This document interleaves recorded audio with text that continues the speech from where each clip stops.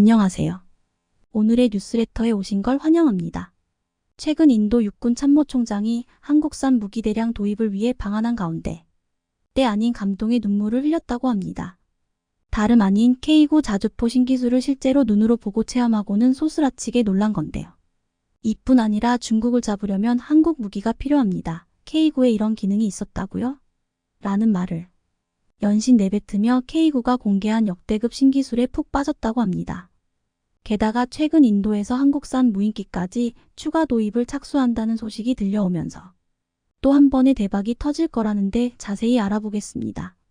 전 세계가 그러했듯 앞서 중국에서 발생한 감염병 사태로 인해 인도 역시 심각한 피해를 입은 가운데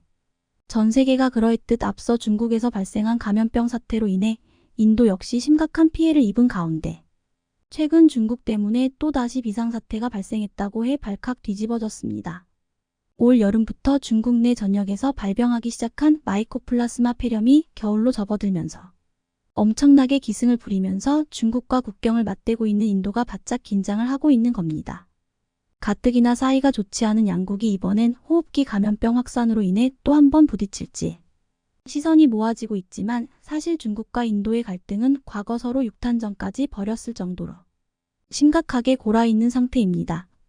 실제로 작년에도 인도와 중국 군인들은 지난 2020년 몽둥이 충돌 이후 또 다시 크게 충돌에 엄청난 충격을 안겨줬는데요. 타임스 오브 인디아에 따르면 작년 12월 400명에 달하는 중국군이 히말라야 산맥을 따라 난 국경의 실질 통제선을 넘어 침범하자 이를 인도군이 강하게 막아서면서 충돌이 발생했습니다. 영유권 다툼을 벌이고 있는 중국과 인도는 국경선을 확정하지 못한 채 실질 통제선을 경계로 맞서고 있는데 분쟁이 커지지 않게 하기 위해 이곳을 순찰하는 양국의 군은 무기를 소지할 수 없게 만들었습니다. 때문에 중국과 인도 군 사이에서 충돌이 발생하면 육탄전이 발생할 수밖에 없는 상황이 된 겁니다. 여기에 더해 지난 8월에는 중국이 대놓고 지도를 조작하며 또다시 인도를 도발했었는데요. 인도 언론에 따르면 중국이 인도 북동부 분쟁 지역인 악사에 친 고원을 자신들의 영토로 지도를 새로 만들면서 갈등을 불러일으켰습니다. 당시 인도 외교부는 중국의 근거 없는 주장을 거부한다면서 중국의 이러한 행동은 국경 문제 해결을 더욱 복잡하게 할 뿐이라고 강하게 비판했습니다. 반면에 중국은 이와 관련해 공식적인 입장을 내지 않고 버티면서 인도를 더욱더 자극시켰습니다. 상황이 이러자 결국 인도는 전투태세를 강화하기 위해 35조 원 어치의 무기를 더 사들이기로 하는 등 특단의 대책을 내놓았는데요. 힌두스탄 타임스에 따르면 지난 1일 인도 국방부 국방획득위원회는 테자스 경전투기와 프라찬드 경전투 헬기, 곡사포 시스템 등 한화로 35조 원에 달하는 무기 구매 사업을 승인했습니다. 이에 따라 인도 공군은 새로 도입할 경전투기들을 서부 지역 전방 공군기지에 배치해 중국에 대한 전투태세를 강화할 방침이라고 합니다. 미국, 중국에 이어 세계에서 세 번째로 무기 수입 규모가 큰 인도답게 통 큰 결정을 한 것으로 보입니다. 실제로 여기에 더해 인도는 작년에 이어 48억 달러를 투입해 세 번째 항공모함 건조를 추진하기로 하는 등 중국의 해군력 중강에 대응하기 위한 계획도 밝히면서 단단히 마음을 먹은 듯한 모습을 드러냈는데요. 새 항공모함은 45,000티급으로 최소 28대의 전투기와 헬리콥터를 탑재할 수 있는 것으로 알려졌습니다. 그런데 인도의 이러한 분위기를 시작으로 한국 방산엔 크게 호재가 될 전망이라고 해 벌써부터 흥분이 가라앉지 않고 있는데요. 왜냐하면 앞서 말씀드렸던 것처럼 인도는 전 세계에서 손꼽히는 무기 최대 수입국이기 때문입니다. 더구나 인도는 그간 러시아 무기 의존도가 높았었기에 우크라이나 전쟁으로 인해 무기 공급에 차질이 생기고 나서부터는 한국을 러시아의 공백을 대체할 국가로 일찌감치 지목하면서 분위기를 후끈 달아오르게 했습니다. 이런 상황에 하나를 필두로 한 한국 방산업계 역시 인도를 신시장으로 주목하고 뛰어들고 있는 중입니다. 방산업계에 따르면 하나에어로스페이스는 인도 육군의 미래형 보병 전투차 FICV 사업에 참여할 계획으로 FICV는 인도 육군의 노후한 소련제 보병 전투차 IFV 2600대를 한화에어로스페이스는 레드백 생산의 인도 방산업체 L&T와 파트너십을 꾸릴 구상을 가지고 있는데 지난 2017년 K9 수출 때에도 협력을 맺은 만큼 순조롭게 진행될 것으로 보입니다. 실제로 앞서 하나로부터 기술 지원을 받은 L&T는 K9의 인도 버전인 K9 바지라를 현지 생산해 인도군에 공급했었습니다. 그런데 한화가 도전하는 인도 국방사업은 이뿐만이 아닌데 한화는 K-2100호를 앞세워 인도 육군의 경전차 도입 사업에도 참여할 예정이라고 합니다. 이렇듯 최근 인도가 한국 방산의 새로운 수출 대상국으로 떠오른 건 그동안에는 인도가 러시아 군수품의 대부분을 의존하고 있었지만 우크라이나 전쟁으로 인해 러시아로부터 이를 공급받는 데 어려움을 겪고 있기 때문입니다. 스톡홀름 국제평화연구소에 따르면 인도는 전체 무기의 45%를 러시아로부터 수입했었는데 지난 5년 동안 인도가 수입한 러시아산 무기는 17조 원에 달합니다. 때문에 인도에서는 러시아를 대체할 만한 방산 수입국을 찾고 있는 중인데 여기에 더해 최근 군비 지출도 확 늘리면서 그 수요가 어마어마해졌습니다. 실제로 앞서 인도 정부는 2023회계연도 국방비 예산을 94조 원으로 편성하며 작년보다 무려 13% 늘렸습니다. 사실 인도의 무기 수입 규모는 세계 최대 규모로 2018만 2022년 사이 무기 수입이 가장 많았던 국가가 바로 인도였습니다. 이처럼 인도가 국방비 지출을 엄청나게 늘리고 있는 이유는 중국과 파키스탄과의 국경지대에서의 긴장감이 걷잡을 수 없이 더 고조되고 있기 때문입니다. 상황이 이러자 다급해진 인도의 육군 참모총장은 급히 방안에 K9 자주포 바지라를 추가로 도입하기 위한 여건을 마련하는 데 속도를 냈는데요. 업계에 따르면 마노즈 판데 참모총장은 지난달 2024일까지 한국을 방문해 K9 추가 도입 마무리 단계를 재차 확인했습니다. 이번 방문은 겉으로는 인도군이 과거 한국전쟁에서 여단급 부대 커스토디안을 파견했던 걸 기념하기 위한 것이었지만 사실은 우리 측 고위급 군사 지도부와의 만남을 통해 K9 추가 도입을 논의하는 한편 주요 방산시설을 둘러보기 위해서였습니다. 실제로 인도는 현재 한화에어로스페이스의 K9 인도 수출형인 K9 바지라 100문이 추가 도입 절차를 밟고 있는 중으로 국경에 배치하기 위해 구자라트 주의 L&T 생산시설에서 K9 100문이 제조됩니다. 한화에어로스페이스의 기술을 이전받은 L&T에서 화력통제장치, 직사체계, 탄약관리체계 등을 포함해 인도산 부품을 사용해 K9를 생산하는 겁니다. 이미 300문의 K9 바지라를 도입한 인도군은 라다크에서의 성능평가가 대성공하자 중국 제압용으로 국경 지역에 추가 배치한다는 계획입니다. 사실 인도 정부와는 지난 9월 한국-인도 정상회담을 통해 K9 바지라 2차 사업이 원활히 진행되도록 양국이 지속적으로 협력하기로 합의가 이뤄졌었는데요. 때문에 이번에 인도의 육군 참모총장의 방안은 이러한 합의를 빠르게 현실화하기 위한 사전 절차의 성격이었던 것으로 보입니다. 그런데 이번에 방한한 인도 육군 참모총장이 예상치 못한 폭풍 감동을 받았다고 하는데요. 원래도 성능에 대한 신뢰도가 높았던 K9의 심장격인 파워팩을 10분 만에 교체하는 신기술을 선보이자 깜짝 놀라 흥분을 감추지 못한 겁니다. 그것도 그럴 것이 과거 K9의 파워팩은 정비를 위해 차체에서 꺼내는 데에만 수시간 걸렸지만 최근엔 10분이면 꺼낼 수 있도록 차체 설계를 보완한 덕분에 가능해졌습니다. 이번에 한화에어로스페이스 사업장을 둘러본 인도 육군 참모총장이 이를 보고는 소스라치게 놀랄만한 이유가 있었던 겁니다. 또한 인도 육군 참모총장은 거친 주행에도 전조등이 부서지는 일을 획기적으로 줄인 K9의 업그레이드된 모습을 보고서도 연신 입을 다물지 못했습니다. 자주포는 험한 전장을 달리는 일이 많다 보니 전조등이 파손되는 경우가 잦았지만 이를 해결하기 위해 한화는 K9 전조등에 충격 완충 부품을 적용한 겁니다. 이뿐 아니라 K9의 진화는 끝도 없는데 한화에 따르면 K9의 다음 목표는 무인화인 것으로 알려졌습니다. 자동차처럼 방산 분야 역시 무인화 열풍이 거센 만큼 K9 역시 차세대 방산 기술을 접목시켜 경쟁력을 확보하겠다는 구상입니다. 이에 따라 인도는 이번 K9 자주포 대량 생산에 더해 한국산 무인기까지 추가 도입할 준비에 착수했는데요. 실제로 이번에 방한한 인도 육군 참모총장이 한국에 드론 전투부대를 방문했던 일도 이와 무관하지 않습니다. 당시 드론 전투부대를 방문한 인도 육군 참모총장은 진지한 눈빛으로 우리 부대의 국경 관리와 감시 시설을 살펴봤었습니다. 소형, 경량화, 저비용 등 3박자를 갖춘 드론은 전략 무기로 꼽히고 있는데 러시아가 최근 우크라이나 공격에 이란제 자폭 드론 샤헤드 136을 사용하면서 드론이 더욱더 주목받고 있습니다. 이에 따라 인도는 서쪽과 북쪽 국경 모두에서 중국과 큰 갈등이 발생할 경우를 대비해 드론 구입을 희망하고 있는 중으로 이 또한 한국에서 들여올 가능성이 매우 큽니다. 방산업계에 따르면 최근 우리 군은 평양까지 나락이 공격할 수 있는 군단급 무인기 개발을 마치고 내년부터 양산에 들어갈 방침으로 알려졌습니다. 군에 따르면 드론 전력을 활용해 감시 정찰, 타격, 심리전, 전자기전 등 방어적, 공세적인 임무 역할을, 이는 채공시간만 18시간으로 중계기 역할을 할 무인기를 같이 띄울 경우 작전 반경이 400km에 달해 평양 상공까지 비행이 가능합니다. 게다가 한국은 연료전지를 탑재해 비행할 수 있는 무인기 기술도 갖춰 미래를 대비할 수 있는 선택의 폭이 아주 넓은 상황인데요. 현재 대다수 무인기는 내연기관 엔진을 장착해 장시간 채공할 수 있지만 소음 진동 배기가스 등을 만드는 단점이 있습니다. 때문에 무인기용 전동모터 에너지원으로 2차 전지인 리튬 전지가 쓰이지만 이는 연료전지의 낮은 에너지 밀도로 인해 장시간 비행이 어려운 한계가 있었습니다.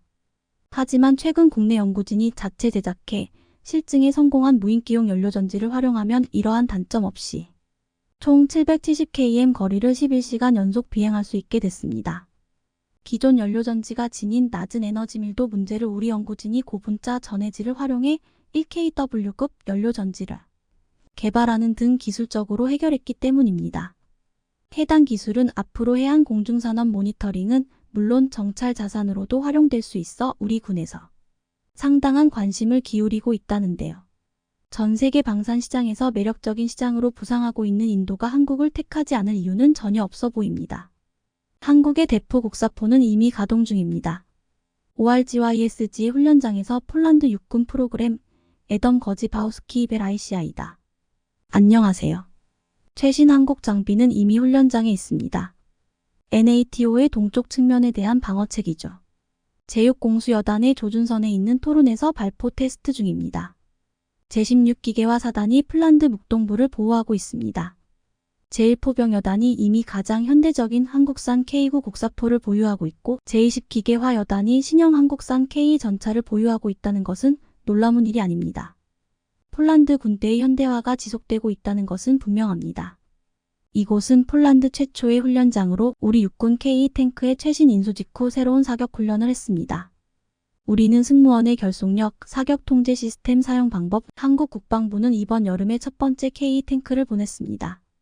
이미 12월에 그들은 이전에 한국에서 며칠 동안 훈련을 받았던 제1기계화 여단의 제20 제1바르토 시체 전함에 인도되었습니다. 다양한 기능과 새로운 기능이 많이 있습니다. 이 교육은 6주 동안 지속되었으므로 흡수해야 할 지식의 범위가 상당했습니다. BARTOSGYC의 K는 폴란드가 우크라이나에 보낸 오래된 탱크를 교체했습니다. 그리고 K 전차는 군인들이 인정하듯이 관역을 명중했죠. 1500마력의 고압 엔진으로 구동되는 탱크입니다. 수압식 서스펜션이 있어 고르지 않은 지형에서 주행할 때 큰 편안함을 제공합니다. 대상 검색 및 제거 시스템은 여기에서 매우 효과적입니다. 매우 정확하고 추가 이점은 포신과 지휘관이 서로 독립적으로 해당 지역을 관찰할 수 있다는 것입니다. 지휘관이 표적을 감지하면 다포신이 다른 위치에서 그를 보고 있을 것입니다. 버튼을 누르면 사령관은 자신이 고정한 대상에 발포하여 제거할 수 있습니다. 이 탱크는 또한 우리가 물과 같은 장애물을 건너 극복할 수 있게 해줍니다. 바닥을 따라 운전하면 4m가 넘는 강을 넘을 수 있습니다. 연료가 떨어질 때까지 이 강이 바닥을 따라 이동할 수 있습니다. 동부 국경 너머의 전쟁으로 인해 군대 현대화 계획이 더욱 빨라졌습니다. 폴란드는 1형대 K 전차와 함께 한국의 FA-50 전투기 3개 편대와 K9 자주포 600대를 주문했습니다. 폴란드는 한국과 계약한 K 전차와 K9 자주포를 빠르게 도입하자마자 실전 배치하며 실사격 장면을 홍보하듯 노출시켜 놀라운 위력을 과시하고 있습니다. 지난 20일 한국에서 K 전차 7대가 폴란드에 도착하자 폴란드 매체 WPTCH는 중요한 수송선이 그디나에 도착했다며 그들은 한국에서 온 갑옷을 입은 짐승들입니다. 라고 대서득필했습니다. 정말 폴란드에서는 K 전차가 전장을 뒤흔들어 놓을 짐승과도 같다고 여기고 있습니다. 지난 24일 폴란드군이 폴란드 북동쪽 오르지스에서 K 전차 실사격을 하는 장면이 올라왔는데 훈련을 이끄는 지휘관으로 보이는 자가 한글이 적힌 포탄을 들고 있는 사진에 집중이 되었습니다. 이 포탄은 120전차 포용이라고 적혀 있었고 그 아래에 연습 예광탄이라고 한글로 쓰여져 있었습니다. 이 사진을 보고 국내 네티즌들은 신기해하며 이영만리 이국에서 보는 국산타냐. K가 지평선 바라보면서 사격하는 거 저음 아니냐 한글 있으니까 어색하네 키읔키읔키읔. 포탄에 토르 중사라고 써놓으로 알았네 라고 신기해했습니다. 이렇게 면이어 폴란드군의 훈련 장면이 등장하자 폴란드가 우리보다 훈련을 자주 하는 것 같다는 반응도 있었습니다. 그런데 지난 24일 국내에서도 육군 제천 171동사단 장병들이 경기 여주시 남한강 일대에서 도하훈련을 벌였습니다. 이번 훈련에는 917명의 장병을 비롯해 K2전자와 K21장갑자 등 80여 대가 동원되었습니다. 강습 및 부교 도하를 통해 하천을 극복하고 신속하게 기동하여 목표 지점을 확보하는 능력을 보여줬습니다. 지난 10일 미국과 폴란드, 사우디 등 주한 외교관 20여 명 앞에서 K방산의 시범이 있었는데 당시 K2흑표 전차가 물을 품으며 사격하는 놀라운 화력을 선보였다면 이번 훈련은 강을 넘으면서 작전하는 모습을 보여주며 놀라운 기동성을 과시했습니다. 폴란드에서는 러시아와의 국경에 K2전차와 K9자 주포를 배치해 자신감을 나타내고 있는데 이를 만든 원산지 한국에서의 훈련 모습은 더욱더 신뢰감을 주고 있습니다. 이런 상황에서 지금 유럽에서는 새로운 분위기가 만들어지고 있습니다. 그동안 경제와 환경 등의 문제에만 집중하던 유럽 국가들이 러시아가 전쟁을 벌이면서 등한시 해오던 국방 문제가 가장 큰 화두가 되고 있습니다. 특히 한때 전차 군단이라 물리고 유럽에서 무기 생산에서는 단연 1위였던 독일은 냉전 후 군비를 축소하면서 2019년 주요 무기 중 실전 동원이 가능한 비율이 40%밖에 되지 않았습니다. 이 때문에 나토 회원국들은 독일군이 군비 태세에 좌절하고 있다는 말까지 나왔습니다. 한때 독일은 소련군과 바르샤바 조약군이 서방을 침공할 경우 서독을 거쳐야만 했기에 서방 세계의 든든한 보루였지만 이제는 아무런 힘을 쓰지 못하는 국가가 된 것입니다. 군사 전문가들은 독일은 가까운 미래에 세계대전과 같은 대규모 전쟁이 일어나지 않을 것이라 판단하며 군비를 줄여 자국의 안보를 미국이나 나토에 기대며 도덕적 해이를 보였다고 비판했습니다. 하지만 러시아가 우크라이나를 침공하고 독일을 비롯한 나토 국가들에게 큰 위협이 되자 독일은 급기야 지난해 군비를 증강하겠다고 선언했습니다. 그런데 지난 4월 미군 기밀 문건 유출 당시 독일 육군 참모총장의 군비 증강 문제에 대한 중요한 보고서가 유출되었습니다. 해당 보고서에는 독일이 우크라이나 전쟁에 대응해 군비를 증강하기로 했던 나토와의 약속을 이행하기 어렵다는 내용이 담겼습니다. 독일은 2025년까지 전투 준비가 완료된 기계와 사단을 배치하기로 나토와 약속했는데 병력 부족 및 군사 장비 문제 등으로 이를 시행할 수 없다고 내다본 것입니다. 이것은 지금 한국산 무기로 러시아 전방에 바로 배치한 폴란드군과 비교되고 있습니다. 이 때문에 이제 과거 독일의 자리를 폴란드가 완벽하게 해낼 것이라는 말이 나오고 있습니다. 여기서 중요한 것은 폴란드가 도입한 한국의 K2전차, K9자 주포가 러시아에 대항하는 저지선에서 가장 중요한 역할을 할 것이라는 것입니다. 독일은 냉전 종식 후 군비를 줄이는 과정에서 레오파르트 2를 처분해야 했고 이를 유럽의 국가들에게 중고로 싸게 넘기면서 특별한 검증 없이 나토 표준 전차가 되었습니다. 미국 에이브럼스 전차와 영국 챌린저 전차는 여러 차례 개량을 거쳐 초기 모델과는 완전히 다른 전차로 진화했지만 레오파르트 2는 1980년대 나온 것과 달라진 게 없었습니다. 독일은 뒤늦게 2010년에 A10 모델을 출시했지만 이를 구입한 나라는 거의 없었습니다. 레오파르트 2 전차는 실전 경험이 별로 없었지만 지난 2016년 시리아 북부 침공 당시 무기력한 모습을 보여줬습니다. 당시 디르키의 육군은 처음에 미 구형 패든 전차를 투입했다가 큰 피해를 입고 밀리자 자국군 최정예 전차인 레오파르트 2A4를 투입했습니다. 상대 측은 대전차 무기를 실은 픽업 트럭으로 맞섰는데 몇 시간 만에 레오파르트 8대가 격파되고 2대는 상대에게 빼앗겼습니다. 이 중에 레오파르트 2 전차 5대는 마치 옛 소련제 전차처럼 포탑이 찍힌 채 날아가 버렸고 나머지 3대도 대전차 로켓 한두 발에 시꺼먼게 타버렸습니다. 이것은 픽업 트럭에서 쉽게 격파당한 레오파르트 2의 속도가 얼마나 느리고 방어력이 약한지를 실전에서 제대로 보여줬습니다. 문제는 레오파르트 2A7도 개량을 했다지만 당시 저자막에 당한 자재와 같다는 것입니다. 지난 1월 포린 폴리시는 지금 유럽 국가들은 러시아 위협에 맞서는데 계속 독일 전자에 의존할 수 있을지 의문을 품고 대안을 찾고 있다고 했습니다. 몇 년 전 독일은 자신들이 주도하는 유럽 공동전차 개발 계획에서 폴란드를 배제했습니다. 이에 폴란드는 한국과 손을 잡고 K2전차를 생산해 유럽 전자시장을 장악하겠다는 구상을 했습니다. 한국의 K2전차는 놀라운 기동성과 최첨단의 성능을 가질 뿐만 아니라 뛰어난 생산력과 가성비까지 지니고 있어 독일산 전차를 완벽하게 대체할 수 있다는 것이었습니다.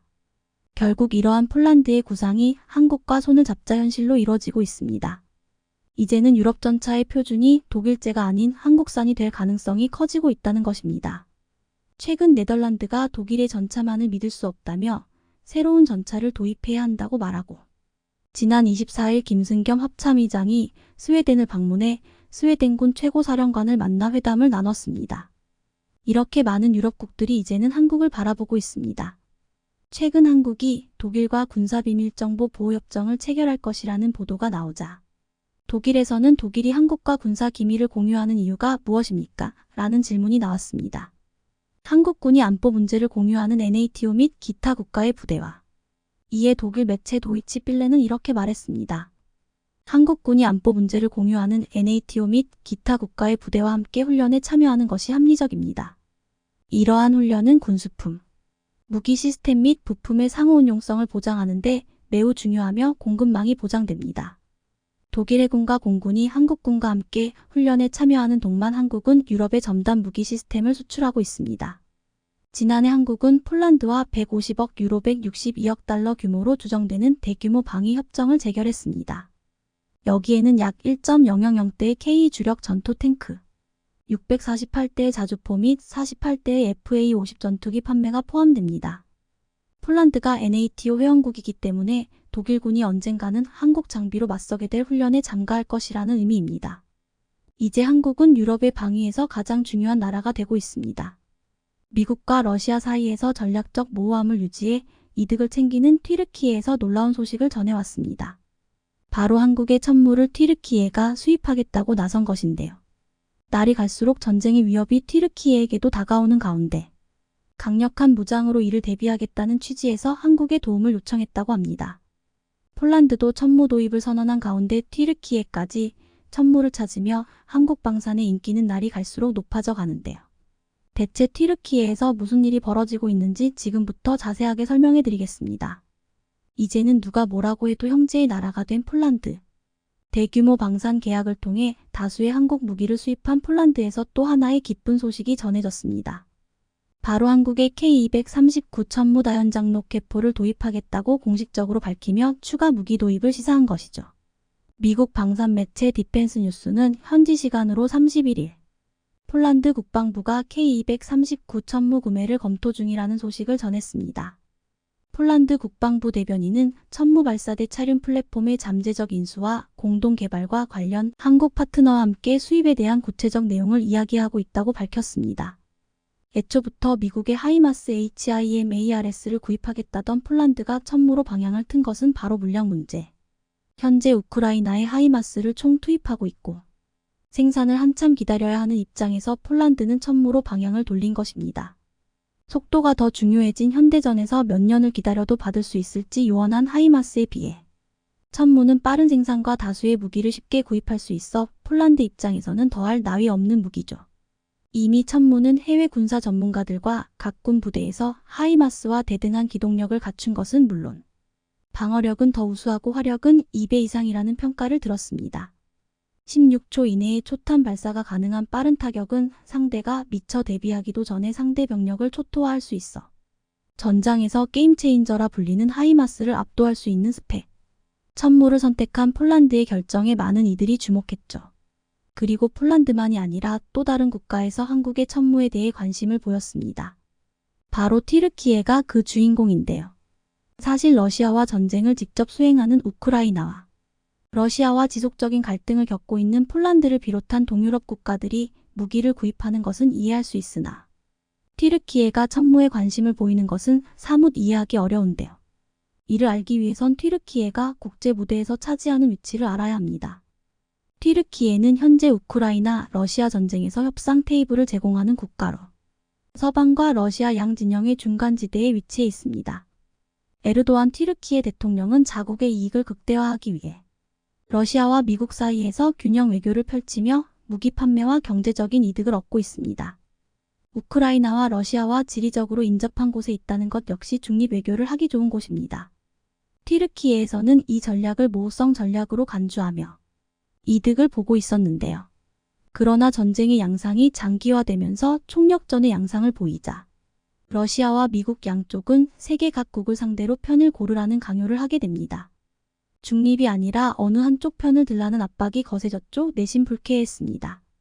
서방 진영에 속해 있어 북대서양조약기구의 네이토 회원국이지만 동시에 자국의 무기를 수입하는 행동을 보인 튀르키예에 대해 러시아가 곱게 보기는 힘든 상황. 심지어 크림반도를 중심으로 우크라이나가 진군을 명하고 러시아 역시 이 크림반도를 지키기 위해 병력을 보내면서 흑해를 공유하고 있는 튀르키예의 의중이 중요해진 상황입니다. 만일 튀르키예가 누구의 편을 들기라도 하면 팽팽한 전쟁의 기울기가 단숨에 한쪽으로 기울어지는 것은 자명한 일. 러시아 입장에서는 튀르키예가 미국의 편을 드는 것을 굉장히 부담스러워했죠. 그래서 튀르키예를 향해 지속적인 압박을 가하며 러시아의 손을 잡을 것을 주문. 튀르키예는 이러한 러시아의 행동에 불만을 품으며 러시아를 제압하기 위한 무기 수입을 고민하게 됩니다. 그리고 그들의 눈에 들어온 게 바로 한국의 천무였죠. 원래 튀르키예는 천무를 처음부터 도입할 생각은 없었습니다. 폴란드와 마찬가지로 하이마스를 도입하려고 했는데요. 우크라이나 전쟁에서 하이마스의 혁혁한 성과를 직접 본 튀르키예는 하이마스 도입에 욕심을 내게 됩니다. 특히 최대 사거리 77km에 달하는 하이마스 포격으로 러시아 주요 진영은 물론 보급기지가 파괴되는 것을 실시간으로 접한 튀르키예 입장에서는 러시아를 향후 상대할 것을 염두에 하이마스가 반드시 필요했습니다. 그리고 과거 튀르키예는 미국이 IS를 상대하기 위해 하이마스를 배치했던 경험을 가지고 있습니다. 시리아 국경 근처 튀르키예 동남부 지역에 미군은 하이마스를 설치. IS 근거지 일망타진을 위해 미군은 하이마스를 배치했는데요. 이때 당시 보였던 하이마스의 파괴력에 감탄했다고 합니다. 튀르키예 군 장교들도 하이마스의 성능을 보고 감탄하며 튀르키예에게 꼭 필요한 무기라는 칭찬을 아끼지 않았다고 하는데요. 그러나 하이마스를 받는 일이 쉬운 일이 아니었다고 합니다. 폴란드도 하이마스 도입을 위해 미국에게 무기 구입 문의를 했으나 오랜 시간이 걸려 받을 수밖에 없다는 답변을 받고 결국 천무로 방향을 돌렸던 것처럼 튀르키예도 마찬가지였습니다. 게다가 미국 입장에서는 튀르키예를 곱게 보기가 어려웠던 상황. 하이마스 도입을 요구하는 튀르키예를 향해 거부 표시를 했다고 합니다. 미국과 튀르키예 사이에 있었던 F-35 도입과 관련된 일 때문에 미국은 하이마스 수출에 적극적이지 않았다고 합니다. 튀르키예는 F-35 전투기를 도입하고자 사업에 투자할 정도로 F-35 프로그램에 적극적인 자세를 취하며 전투기를 받길 기다렸던 국가였습니다. 그러나 러시아의 S-400 지대공 미사일을 튀르키예가 수입하기로 결정하면서 사이가 좋았던 미국과의 관계가 틀어졌는데요. 자칫 잘못하면 F-35 전투기의 비밀이 튀르키예를 통해 러시아로 빠져나갈 수 있다고 판단한 미국은 F-35 프로그램에서 튀르키예를 강제적으로 퇴출시키며 험악한 사이가 되었습니다. 튀르키예는 당연히 이를 받아들일 수 없다며 강력하게 미국에게 항의했죠. 결국 오랜 시간이 흘러 오해를 풀고 관계 회복이 되었으나 이때 겪은 트라우마로 인해 튀르키예에 하이마스를 제공하지 않으려고 미국은 안간힘을 썼죠. 그래서 튀르키예가 본격적으로 천무에 관심을 보이며 도입에 나선 것입니다. 이 소식이 처음으로 알려지게 된 것은 튀르키예의 데일리 사바흐라는 일간지에서 한국 방산업체 관계자와 인터뷰 내용을 실으며 천무와 관련 튀르키예 정부와 협의하고 있다는 소식이 보도되면서 퍼지기 시작했습니다. 현재 튀르키예 정부와 천무 수출에 대해 논의를 이어가고 있으며 튀르키예 정부가 적극적으로 수입에 열의를 보였기에 한국 역시 이에 응해 천무와 관련한 세부 사항을 조율 중이라는 기사가 나왔던 것이죠. 한국 무기를 이미 겪어본 튀르키예 정부는 화력이나 안정성 면에서 한국 무기를 신뢰하고 있다고 말하며 다연장 로켓포 역시 한국 제품에 전적인 신뢰를 보내고 있다는 내용이 실렸는데요. 실제로 튀르키예는 한국 정부와 K 전차 사업을 추진했던 적이 있습니다. 2008년 현대로템으로부터 K 흑표 생산 기술을 전수받은 튀르키예는 독자적인 전차인 알타이 전차를 생산한 적도 있는데요. 최종적으로 한국산 파워팩을 도입한 전차를 양산하는 데 성공하면서 한국 방산업체와 지속적인 교류를 한 적이 있습니다. 가까이에서 K 전차의 위력을 체험해봤고 여러 무기를 시험해봤기에 이번 천무에 있어서도 튀르키예 정부는 무한한 신뢰를 보냈다고 합니다. 게다가 최근 한국 정부가 천무 개량을 하고 있다는 소식이 전해지면서 튀르키예 정부는 한국의 천무 도입에 더욱 적극적인 태도를 보였다고 하죠. 북한의 방사정포를 상대하기 위해 사거리 개량은 물론 파괴력 개선의 필요성을 느낀 한국은 천무의 성능 개량의 착수 이와 관련한 기술 개발 로드맵을 공개했습니다. 국방과학연구소는 학회 세미나를 통해 초고속 추진 기술인 덕티드 로켓 DUCTED 라켓을 천무에 적용. 기존 천무 다연장 로켓에 바로 적용할 수 있다고 발표했습니다. 덕티드 로켓은 말 그대로 로켓 엔진에 제트 엔진처럼 공기 흡입구를 추가한 것으로 로켓의 연소 시간을 늘려 채공 시간을 높일 수 있는 기술인데요. 사정거리가 확대될 수 있기에 견제에 있어 추가적인 비용을 많이 들이지 않고도 성능 개량을 할 수 있습니다. 게다가 추력을 조절할 수 있다는 점 역시 장점인데요. 특수한 밸브가 있어 가스 흐름을 원하는 대로 조정할 수 있습니다. 이렇게 되면 기존 85km 사거리가 200km 이상 늘어나게 되어 한 발에 10억 원을 호가하는 단거리 탄도탄보다 가격은 저렴하면서 초대형 방사포에 대한 대응 사격도 가능해집니다. 튀르키예 정부는 천무 개량 소식까지 전해 듣자 덕티드 로켓 기술까지 사용할 수 있게 되었다면서 한국 무기 수입이 옳은 선택이었다는 결론을 내렸다고 하죠. 보도에 따르면 50백문 사이의 수량을 고려하고 있다는데요. 또 한 번의 대규모 방산 계약이 눈앞으로 다가온 셈입니다. 과연 형제의 국가 튀르키예는 한국에게 좋은 소식을 전해줄 수 있을까요? 지난 21일 우리 공군의 비상대기실에서는 때 아닌 북한 군용기의 영공 침범을 알리는 신호음이 울렸습니다. 다름 아닌 한미연합연습을지 자유의 방패 일환으로 이뤄진 방어 제공 훈련을 펼친 것으로 이날 출동한 F-35A, FA-50 등 10여 대의 전투기들은 적기를 격추해 나가며 흡사 실전과 같은 모습을 보였습니다. 우리 군에 따르면 이번 훈련에는 공군 제20 전투비행단 등 8개의 비행부대가 참가해 아군과 적군으로 나뉘어 임무를 수행했으며 다수의 방공관제대대와 미사일 방어대대도 참가했습니다. 특히나 우리 공군 방어 제공 훈련에 동원된 F-35, F-15K 편대와 FA-50의 연합훈련이 완벽히 합을 이뤄 임무를 수행한 모습이 매우 인상적이었다는 평가인데요. 실제로 외신에서도 FA-50과 F-35의 합동훈련 소식에 대해 비중 있게 보도하면서 남다른 관심이 있다는 사실을 드러냈습니다. 유라시안 타임스는 FA-50과 F-35의 불안 핵미사일 위협에 공동 대응하기 위해 한미 합동 군사훈련을 진행했다며 전투 경험이 없음에도 불구하고 FA-52 합동훈련에 참여한다는 건 뛰어난 성능을 보유하고 있다는 것과 추후 실전에서 사용될 가능성이 매우 높다는 사실을 보여준다고 평가했습니다. 이런 상황에 최근 폴란드에서는 연말까지 FA-50를 추가 도입한다는 소식을 알려오며 폴란드 공군이 보유한 미그-29를 FA-50으로 빠르게 대체할 것임을 알려왔는데요. 실제로 지난 22일 마리우시 부아슈차크 폴란드 국방장관은 자신의 트위터 계정에 폴란드 공군을 위한 FA-50 2대가 바르샤바에 방금 착륙했다며 연말까지 8대의 전투기를 추가로 들여올 것이라고 밝혔습니다. 그는 폴란드군을 위한 새로운 장비들의 인도 속도가 늦춰지지 않고 있다고 강조했습니다. 이번에 부아슈차크 국방장관이 밝힌 대로라면 폴란드군은 연말까지 총 12대의 FA-50을 보유하게 될 것으로 보입니다. 이렇게 부아슈차크 국방장관이 FA-50 전력을 미리 자신 있게 말할 수 있는 건 한국의 놀라운 생산 속도 때문인데 실제로 한국은 폴란드와 계약했던 방산 무기들을 제때에 납기하면서 두터운 신뢰를 형성했습니다.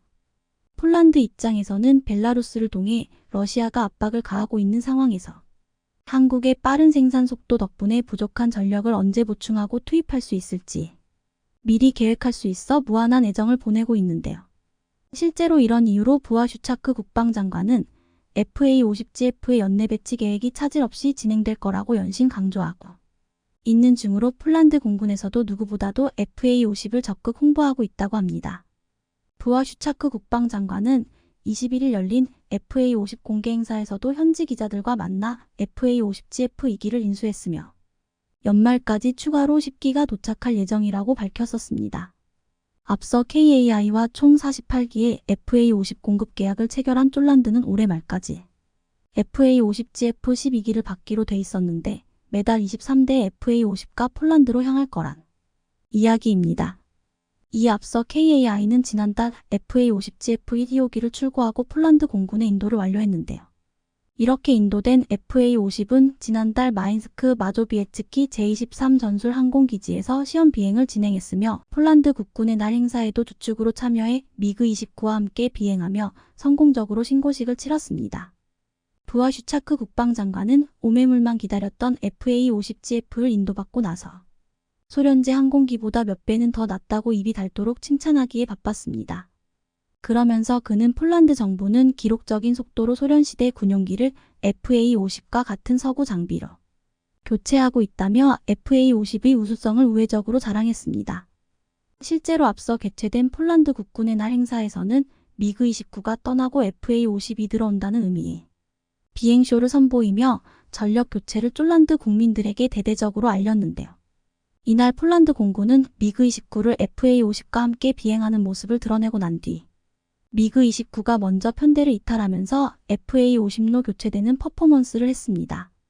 앞서 한국에서 비행훈련을 받고 이번 행사에서 FA-50을 직접 조종하게 된 쫄란드 야책 스톨라렉 소령은 이전에 비행한 미그 29보다 FA-50의 기술이 더 뛰어나다고 놀라움을 드러냈습니다. 그는 FA-50의 비행 범위와 성능은 기대를 훨씬 넘어섰다며 FA-50은 인체공학적으로 설계되어 있는 등 조종사들이 임무를 완벽하게 완수할 수 있도록 하는 최적의 기체라고 평가했습니다.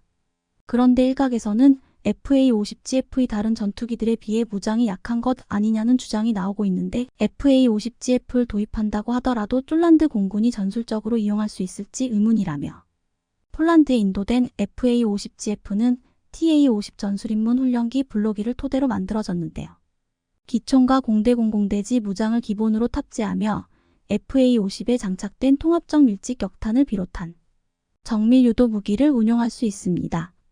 레이더 경보 수신기 등을 장착해 적군으로부터 항공기를 보호하는 능력을 높였으며 야간 임무 수행도 가능한 것으로 전해집니다.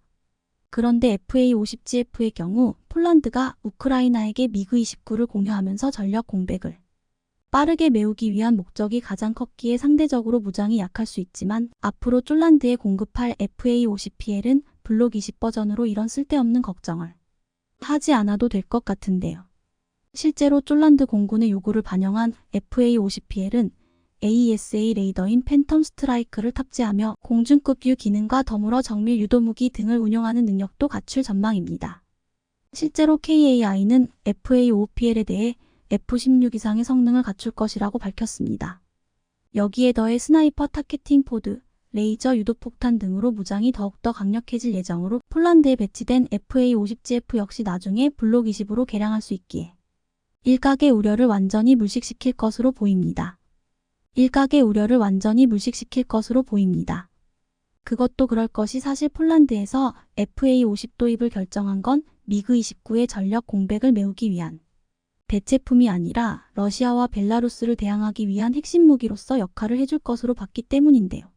현재 폴란드의 공군 전력은 48대를 보유한 F-16인데 여기에 더해 FA-50GF를 한국으로부터 도입하면서 이를 함께 운용해 러시아와 벨라루스에 타격을 주는 큰 그림을 그리고 있습니다. 폴란드 노박 사령관은 우크라이나 전에서 가장 위협적인 공중 공격은 지상 100m 고도에서 매우 낮게 비행하는 순항미사일이라며 그런데 FA-50은 순항미사일 탐지와 격추에 용이한 레이더가 있다고 강조했습니다.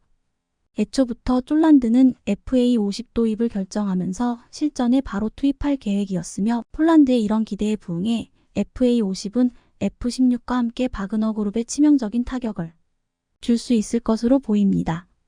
이런 가운데 쫄란드는 FA-50 도입 계획을 밝힌 날 미 록히드 마틴과 1,400억 원에 달하는 또 다른 거래를 했는데요.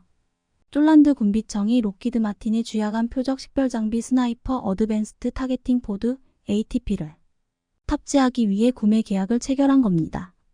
지난 18일 쫄란드는 FA-50 전투기에 록히드 마틴의 AN/AQ 33 스나이퍼 ATP 34대를 장착한다고 밝히면서 미국으로부터 스나이퍼 표적 포드를 공급받기로 했다고 밝혔습니다.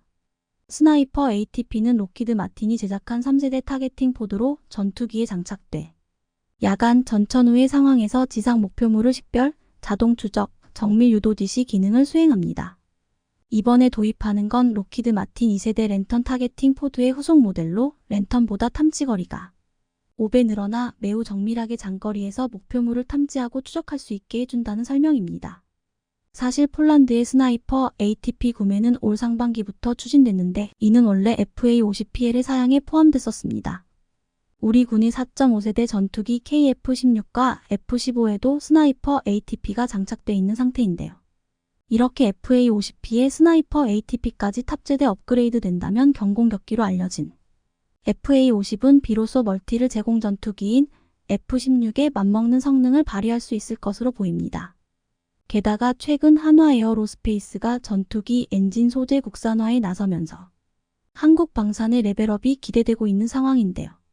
현재 한국은 엔진에서 뿜어지는 섭씨 1500도 이상의 화염을 견뎌야 하는 특수 소재를 전량 수입산에 의존하고 있는데 국산화에 성공한다면 세계 시장에서 막강한 경쟁력을 가질 것으로 보입니다.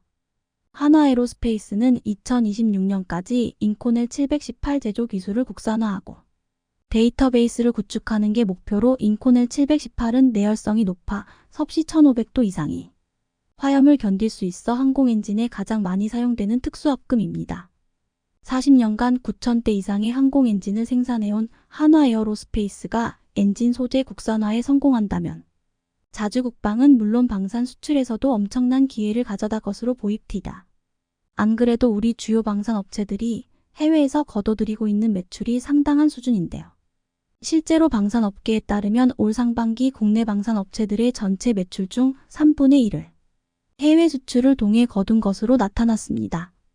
특히나 한화 에어로스페이스, KAI, LI진엑스원, 현대로템 등 방산 4사의 총 매출은 작년보다 2배 이상 늘며 저력을 보여줬습니다. 이런 성과는 작년에 폴란드와 역대급 수출 계약을 맺은 이후 올해 본격적으로 제품 공급이 이뤄지면서 매출이 급등했다는 설명입니다. 해외 방산 시장에서 우리나라 방산 존재감이 날로 커지고 있는 것으로 보이는데요. 현재 폴란드는 물론 중동, 호주 등 다양한 국가들과 방산 분야에서 여러 계약 논의가 진행되고 있는 만큼 남은 하반기 역시 눈부신 활약을 기대해봐도 좋을 것 같습니다. 시청해주셔서 감사합니다.